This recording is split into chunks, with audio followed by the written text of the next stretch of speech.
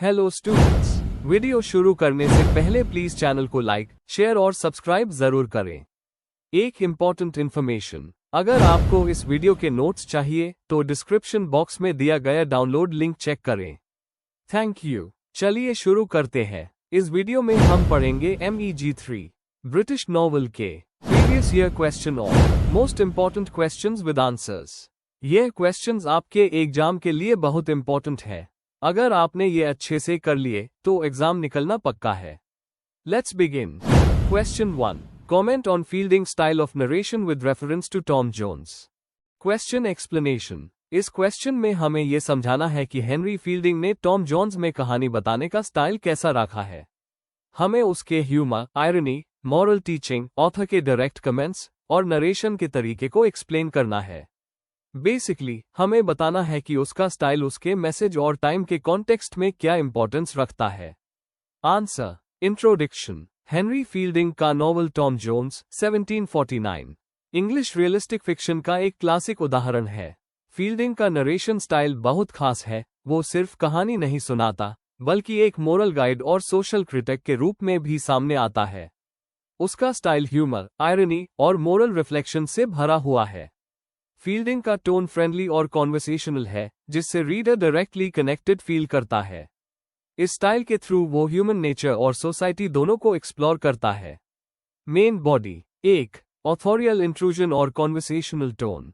Fielding अपनी कहानी के बीच बीच में खुद आ जाता है, जिसे हम ऑथोरियल इंट्रूजन कहते हैं। वो रीडर्स से डायरेक्टली बात करता है, अपने व्यूज और एडवाइस शेयर करता है। हर बुक के स्टार्टिंग में एक शॉर्ट चैप्टर होता है जहां वो नॉवल राइटिंग और मोरालिटी के बारे में डिस्कस करता है। इस कॉन्वर्सेशनल टोन से रीडर को लगता है जैसे राइटर उससे पर्सनली गाइड कर रहा हो। एग्जाम्पल। एक जगह वो अपने नॉवल को एक फीस्ट के रूप में कंपेयर करता है, जहां वो खाना बनाता है और रीडर मेहमान होता है। ये उसके ह्यूमर और कॉन्फिडेंस को दिखाता है। 2. यूज ऑफ ह्यूमर, आयरनी और सैटायर। फील्डिंग का नरेशन फुल ऑफ ह्यूमर और आयरनी है। वो अपने कैरेक्टर्स के थ्रू सोसाइटी के डबल स्टैंडर्ड्स और हिपोक्रेसी को एक्सपोज करता है, जैसे ब्लिफिल और थवकुम जैसे लोग आउटवर्डली रिलीजियस हैं पर मॉरली करप्ट हैं। उसका ह्यूमर जेंटल और करेक्टिव होता है, रीडर्स को हंसाता भी है और सोचने पर मजबूर भी करता है। एग्जाम्पल। स्क्वायर वेस्टन के फनी डायलॉग्स और उसके रूड बिहेवियर से सोसाइटी के क्लास डिफरेंसेस दिखते हैं। 3. ऑमनिसिएंट और ऑब्जेक्टिव नरेशन। फील्डिंग अपने नोवेल में ऑमनिसिएंट नरेटर का यूज करता है, मतलब वो हर कैरेक्टर के थॉट्स और इमोशंस जानता है। इससे वो सोसाइटी का एक कंप्लीट पिक्चर दिखाता है, गांव से लेकर लंदन तक। उसका नरेशन ऑब्जेक्टिव है, लेकिन वो कैरेक्टर्स के वीकनेसेस के लिए सिंपैथेटिक भी रहता है। यह स्टाइल बाद में थैकरी और जॉर्ज एलियट जैसे राइटर्स ने भी फॉलो किया। 4. मॉरल कॉमेंट्री और क्लासिकल इन्फ्लुएंस। फील्डिंग अपने नरेशन में मॉरल वैल्यूज को बहुत इंपॉर्टेंस देता है। वो कहता है कि लिटरेचर का पर्पस सिर्फ एंटरटेनमेंट नहीं बल्कि टीचिंग भी है। उसके राइटिंग में एरिस्टोटल और हॉरेस जैसे क्लासिकल राइटर्स का इन्फ्लुएंस दिखाई देता है। उसके लिए नॉवेलिस्ट एक आर्टिस्ट के साथ साथ एक मोरल टीचर भी है। 5. रियलिज्म और सेल्फ रिफ्लेक्सिविटी। फील्डिंग अपने नोवेल में खुद ये एक्सेप्ट करता है कि वो एक कहानी लिख रहा है, इसलिए टॉम जोन्स एक सेल्फ कॉन्शियस नोवेल भी है। वो रियलिटी और फिक्शन के बीच एक बैलेंस बनाता है। कहानी इमेजिनरी है पर इमोशंस और मोरल इश्यूज रियल है। इस अप्रोच से उसने इंग्लिश नॉवेल को एक सीरियस और आर्टिस्टिक फॉर्म दी। कंक्लूजन। फील्डिंग का नरेशन स्टाइल टॉम जोन्स में ह्यूमर, मॉरल थॉट और लाइफ के रियलिज्म का कॉम्बिनेशन है। उसका फ्रेंडली टोन, आयरनी और कॉमेंट्री नॉवल को एक यूनिक चार्म देते हैं। इस स्टाइल के जरिए फील्डिंग ने नॉवल को एक मोरल और सोशल आर्ट फॉर्म बना दिया। वो एक साथ फिलोसोफर, टीचर और कॉमेडियन के रूप में सामने आता है। If you need the notes of this video, there's a download link in the description box. Be sure to check it out. Thank you. Question 2. Discuss Jane Austen's treatment of the theme of love and marriage in Pride and Prejudice. Question explanation. इस question में हमें बताना है कि जाने Austin ने pride and prejudice में love और मैरिज के थीम को कैसे दिखाया है। हमें अलग अलग रिलेशनशिप्स के एग्जाम्पल से ये समझाना है कि उनके टाइम में लव और मैरिज सिर्फ रोमांटिक नहीं बल्कि सोशल और इकोनॉमिक मैटर भी था। आंसर। इंट्रोडक्शन। जाने ऑस्टन का pride and prejudice English literature का एक क्लासिक नॉवल है जिसमें लव और मैरिज सेंट्रल थीम है। नॉवल के अंदर अलग अलग तरह के शादियों को दिखाया गया है, कुछ लव पर बेस्ड, कुछ पैसा और स्टेटस पर। ऑस्टन ये बताना चाहती है कि एक सही मैरिज वही है जिसमें म्यूचुअल रिस्पेक्ट और अंडरस्टैंडिंग हो। एलिजाबेथ बेनेट और एमआर डासी के थ्रू वो एक बैलेंस्ड और मैच्योर लव का आइडियल दिखाती है। Main body. 1. Marriage as a social institution. Austen के टाइम में मैरिज सिर्फ इमोशनल नहीं बल्कि सोशल जरूरत थी। वीमेन के पास अपनी इकोनॉमिक इंडिपेंडेंस नहीं थी, इसलिए उनके लिए शादी एक सेफ पोजीशन होती थी। शार्लेट लुकस का एग्जाम्पल दिखाता है कि वो मिस्टर कॉलिंस से सिर्फ सिक्योरिटी के लिए शादी करती है, लव के लिए नहीं। ऑस्टन इससे ये दिखाती है कि सोसाइटी के प्रेशर में वीमेन को अपनी खुशी सैक्रिफाइस करनी पड़ती थी। 2. Different types of marriages in the novel. Austen ने नोवेल में अलग अलग कपल्स दिखाए हैं जो different kinds of marriages represent करते हैं। एलिजाबेथ और मिस्टर डासी, उनका रिलेशन मिसअंडरस्टैंडिंग से रिस्पेक्ट और लव तक इवॉल्व होता है। ये आइडियल और मैच्योर लव का एग्जाम्पल है। जाने और मिस्टर बिंगली, पूरी और इनोसेंट लव का सिंबल है। चार्लोट और मिस्टर कॉलिंस, प्रैक्टिकल और इकोनॉमिक बेस पर मैरिज दिखाता है। लिडिया और विकम, अट्रैक्शन और इमेच्योरिटी पर बेस्ड मैरिज जो एक वार्निंग है। ऑस्टन ये बताती है कि सिर्फ पैसा या पैशन पर बेस्ड शादी स्टेबल नहीं होती। 3. लव वर्सेस इकोनॉमिक और सोशल कंसिडरेशंस। ऑस्टन ने क्लियरली दिखाया है कि लव और इकोनॉमिक नीड्स के बीच कॉन्फ्लिक्ट रहता है। एलिजाबेथ जैसे कैरेक्टर्स वो विमेन रिप्रेजेंट करती हैं जो सिर्फ पैसा देखकर शादी नहीं करती। मिस बेनेट जैसे कैरेक्टर्स दिखाते हैं कि सोसाइटी में पैसा और स्टेटस को लव से ज्यादा इंपॉर्टेंस दी जाती थी। ऑस्टन का मैसेज सिंपल है, लव और प्रैक्टिकलिटी दोनों जरूरी है, लेकिन मैरिज का बेस रिस्पेक्ट और अंडरस्टैंडिंग होना चाहिए। 4. फेमिनिस्ट थॉट और मोरल मैसेज। एलिजाबेथ बेनेट एक स्ट्रांग और इंडिपेंडेंट वुमन है जो अपने डिसीजंस खुद लेती है। ऑस्टन के टाइम के हिसाब से ये एक बोल्ड स्टेप था। ऑस्टन के नोवेल में एक सटल फेमिनिस्ट मैसेज है, वीमेन को अपने इमोशनल और मोरल चॉइसेस का हक होना चाहिए।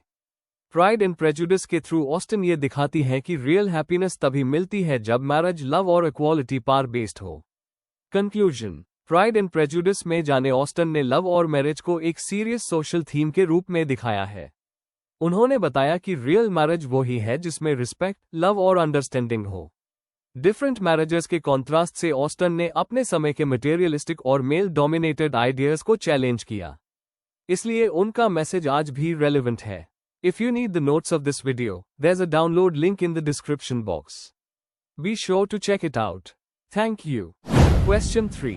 Do you agree that at the heart of the novel Wuthering Heights lies the tumultuous Heathcliff-Catherine relationship? Comment on the significance of this relationship in the novel's plot. Question explanation. इस question में हमें ये समझना है कि Wuthering Heights का main focus Heathcliff और Catherine का कॉम्प्लेक्स और इंटेंस रिलेशनशिप है। हमें बताना है कि उनका प्यार और दर्द का रिश्ता पूरी कहानी का बेस कैसे बनता है और किस तरह ये नोवेल के थीम्स और प्लॉट को शेप करता है।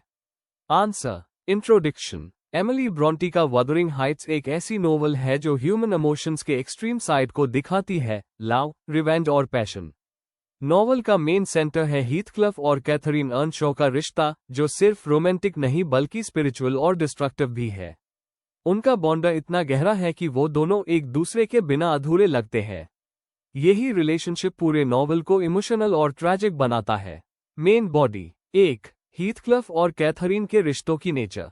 उनका प्यार ट्रेडिशनल लव से अलग है, ये जुनून और एक दूसरे की रूह से जुदा हुआ है। कैथरीन का कहना, आई एम हीथक्लिफ, ये दिखाता है कि उनकी आइडेंटिटी एक है। उनका प्यार नेचुरल और वाइल्ड है, बिल्कुल मूर्स के एनवायरनमेंट की तरह। लेकिन जब कैथरीन स्टेटस के लिए एडगर लिंटन से शादी करती है तो वो अपनी नेचुरल लव बॉन्ड तोड़ देती है, जिससे ट्रेजेडी शुरू होती है। 2. पैशन वर्सेस सोशल नॉर्म्स का कॉन्फ्लिक्ट। नॉवल एक क्लैश दिखाता है। हीथक्लिफ रॉ इमोशन का सिंबल है, जबकि एडगर सोसाइटी और क्लास सिस्टम का। कैथरीन के अंदर भी ये कॉन्फ्लिक्ट है, दिल हीथक्लिफ के साथ है पर दिमाग सोसाइटी के रूल्स के साथ। इस इंटरनल स्ट्रगल की वजह से दोनों फैमिलीज बर्बाद होती है। ब्रॉन्टी ने इस रिश्तों के थ्रू क्लास कॉन्शियसनेस और सोशल एक्सपेक्टेशंस की क्रिटिसिज्म की है। 3. रिश्तों के टूटने के कॉन्सिक्वेंसेस। कैथरीन की डेथ के बाद हीथक्लिफ बदले और दर्द से भरा इंसान बन जाता है। उसका हर काम रिवेंज और लॉस से मोटिवेटेड होता है, लेकिन उसके बदले के पीछे भी एक प्यार और दुख छुपा है। वो कैथरीन के बिना जी नहीं सकता। उनका प्यार मौत के बाद भी जिंदा रहता है, जैसे कैथरीन की स्पिरिट उससे हॉन्ट करती रहती है। 4. सिंबलिज्म और थीम्स का इंपॉर्टेंस। हीथक्लिफ और कैथरीन का रिश्ता एक्सट्रीम्स को रिप्रेजेंट करता है, love hate, nature culture, heaven hell. Wuthering Heights, wild passion, और थरुशक्रॉस ग्रेंज, सिविलाइजेशन, दोनों कंट्रास्टिंग वर्ल्ड्स दिखाते हैं। दूसरी जनरेशन, हरेतो और कैथी, उनके ट्रैजिक लव का हीलिंग वर्जन है, जिसमें पीस और रिडेम्पशन मिलती है। सुपरनैचुरल एलिमेंट भी ये दिखाता है कि उनका प्यार जिंदगी और मौत के परे है। 5. प्लॉट का कोर रिलेशनशिप। पूरे नॉवल का हर मेजर इवेंट, हीथक्लिफ का रिवेंज, फैमिलीज का डाउनफॉल और एंड का पीस, उनके रिश्तों से ही आता है। अगर हीथक्लिफ कैथरीन का रिश्ता ना होता तो कहानी का सोल हाई खत्म हो जाता। उनके मरने के बाद भी उनकी प्रेजेंस नॉवल में महसूस होती है, इसीलिए उनका लव स्टोरी इस नॉवल का दिल है। कंक्लूजन। आखिर में हीथक्लिफ और कैथरीन का रिश्ता सिर्फ एक ट्रैजिक लव स्टोरी नहीं बल्कि पूरे वदरिंग हाइट्स का हार्टबीट है। उनका प्यार जिंदगी, समाज और मोरालिटी के परे है। एमिली ब्रॉन्टी ने दिखाया है कि असली इमोशंस इंसान को बना भी सकते हैं और तोड़ भी सकते हैं। यह रिलेशनशिप नॉवल को एक इमॉर्टल लव ट्रेजेडी बनाता है। If you need the notes of this video, there's a download link in the description box. Be sure to check it out. Thank you. Question 4. Many critics have expressed the view that deep down, Great Expectations, like many of Dickens' novels, is a fairy tale. Do you agree with this view? Question explanation. इस question में हमें ये बताना है कि क्या great expectations को एक मॉडर्न फेरी तले के रूप में देखा जा सकता है। आपको नोवेल के मॉरल लेसन्स, कैरेक्टर्स के ट्रांसफॉर्मेशन और स्टोरी के सिंबॉलिक एलिमेंट्स एक्सप्लेन करने हैं जो इसे एक कहानी जैसा बना देते हैं जहां अच्छाई और बुराई के बीच स्ट्रगल दिखाई देती है। आंसर। इंट्रोडक्शन। चार्ल्स डिकेंस का ग्रेट एक्सपेक्टेशंस एक ऐसी नोवेल है जिसमें विक्टोरियन समझ के साथ एक मोरल और इमोशनल कहानी जोड़ी गई है। ये स्टोरी एक ऑफन पिप के जर्नी को दिखाती है जिसमें वो इनोसेंस से एक्सपीरियंस तक बढ़ता है। बहुत सारे क्रिटिक्स कहते हैं कि इस नोवेल के अंदर एक फेयरी तले जैसी फील है जहां मिस्टीरियस लॉग, मॉरल लेसन्स और ट्रांसफॉर्मेशन सब मिलते हैं। इस आंसर में हम देखेंगे कि कैसे ग्रेट एक्सपेक्टेशंस एक मॉडर्न फेयरी तले लगती है। Main body. 1. Fairy tale structure और मोरल लेसन्स। फेयरी टेल्स की तरह नोवेल में भी एक मोरल पैटर्न है, अच्छाई और बुराई के बीच स्ट्रगल और अंत में वर्चू का रिवॉर्ड। पिप का पूर से रिच और फिर हम्बल इंसान बनने का जर्नी बिल्कुल सिंड्रेला जैसा लगता है।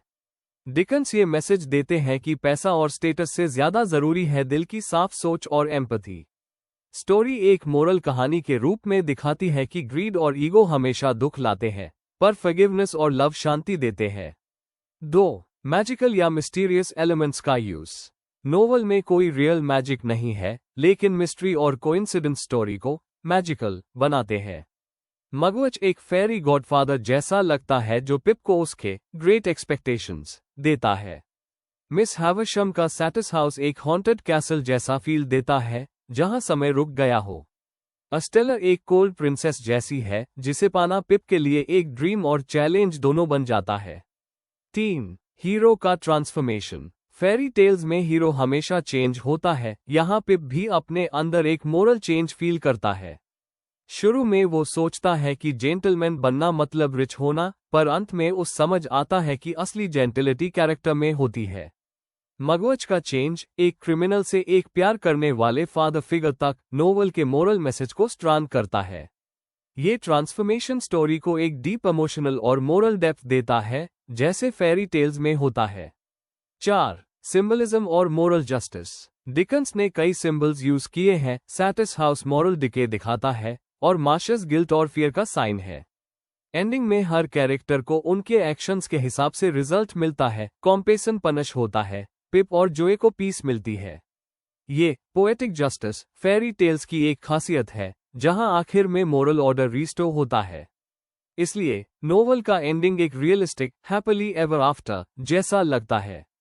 कंक्लूजन। ग्रेट एक्सपेक्टेशंस एक रियलिस्टिक नॉवल होने के बाद भी अंदर से एक फेरी तले जैसी फील देती है। डिकन्स ने मॉरल थीम्स, मिस्ट्री और सिंबॉलिक कैरेक्टर्स के थ्रू एक कहानी लिखी है जिसमें ह्यूमन ग्रोथ और रिडेम्पशन का डीप मैसेज है।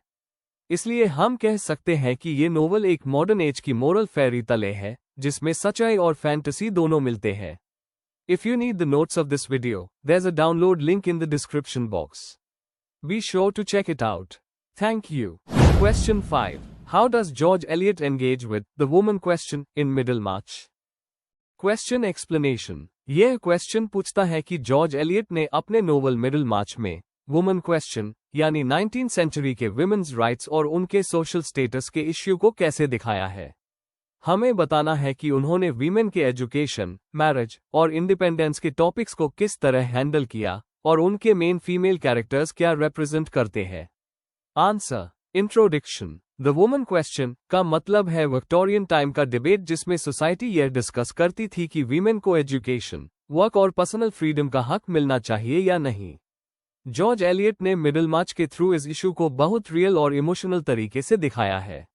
डोरोथिया ब्रूक और रोजमंड विंसी जैसे कैरेक्टर्स के जरिए उन्होंने वीमेन के सपने, स्ट्रगल्स और उनके लिमिटेशंस को एक्सप्लोर किया। एलियट एक रियलिस्टिक राइटर थी जिन्होंने वीमेन को ह्यूमन डेप्थ और इंडिविजुअलिटी के साथ दिखाया। Main body. 1. विक्टोरियन सोसाइटी और एलियट का फेमिनिस्ट नजरिया। विक्टोरियन पीरियड में वीमेन को सिर्फ डोमेस्टिक रोल तक सीमित रखा गया था। एलियट ने अपने नोवेल के जरिए यह दिखाया कि वीमेन भी इंटेलेक्चुअली और मॉरली केपेबल होती है। उन्होंने वुमन क्वेश्चन पर अपनी एम्पैथी और डीप ऑब्जर्वेशन के थ्रू अपनी ओपिनियन दी। एलियट का फेमिनिज्म अग्रेसिव नहीं था बल्कि मोरल और इंटेलेक्चुअल अवेकनिंग पर बेस्ड था। 2. डोरोथिया ब्रूक एक आइडियलिस्टिक और स्पिरिचुअल वुमन। डोरोथिया एक आइडियल और इंटेलिजेंट वुमन है जो अपनी लाइफ को मीनिंगफुल बनाना चाहती है। वो कैसोबो से शादी करती है, सोचती है कि उनके जरिए वो नॉलेज और पर्पस पाएगी।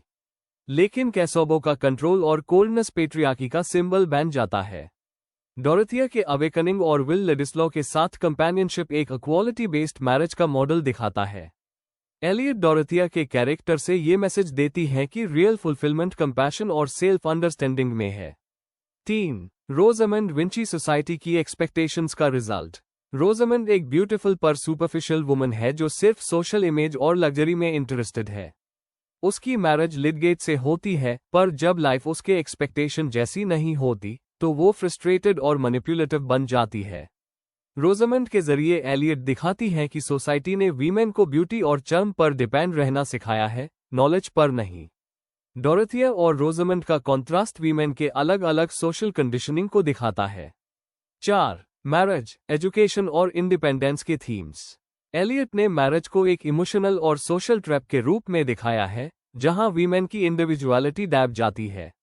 डोरोथिया और रोजमंड दोनों के एक्सपीरियंसेस दिखाते हैं कि इंटेलेक्चुअल कंपेनियनशिप कितना रेयर है। एलियट ने वीमेन के एजुकेशन की कमी पर भी फोकस किया। डोरोथिया के लिमिटेड नॉलेज से ये बात क्लियर होती है। एजुकेशन और मोरल ग्रोथ के थ्रू एलियट वीमेन के एम्पावरमेंट की तरफ एक सटल मैसेज देती है। 5. एलियट का रियलिज्म और वुमन क्वेश्चन का इंसाइट। एलियट का अप्रोच रिबेलियन नहीं बल्कि अंडरस्टैंडिंग और एम्पैथी पर बेस्ड है। उनका फेमिनिज्म पॉलिटिकल नहीं, मोरल है। वो चाहती है कि वीमेन अपने अंदर से स्ट्रांग और सेल्फ अवेयर बने। उनका रियलिस्टिक पोर्ट्रेयल रीडर्स को वीमेन के स्ट्रगल्स के साथ इमोशनली कनेक्ट कराता है। मिडलमार्च एक सोशल डॉक्यूमेंट बन जाता है जो वीमेन के साथ साथ पूरी ह्यूमैनिटी पर कॉमेंट्री देता है। कंक्लूजन। जॉर्ज एलियट ने मिडलमार्च में वुमन क्वेश्चन को बहुत डेप्थ के साथ एक्सप्लोर किया है। डोरोथिया और रोजमंड के थ्रू उन्होंने वीमेन के ड्रीम्स और उनके सोशल रिस्ट्रिक्शंस को दिखाया। एलियट का फेमिनिज्म सटल है, वो इक्वालिटी और अंडरस्टैंडिंग पर बेस्ड है। उनका मैसेज ये है कि रियल प्रोग्रेस तभी पॉसिबल है जब मेन और वीमेन दोनों एक इंटेलेक्चुअल और मोरल पार्टनरशिप में जिए। Before we end, please like, share and subscribe the channel for more such study materials and one important information अगर आपको नोट्स चाहिए तो डिस्क्रिप्शन बॉक्स में डाउनलोड लिंक दिया हुआ है, जरूर चेक करें। Thank you.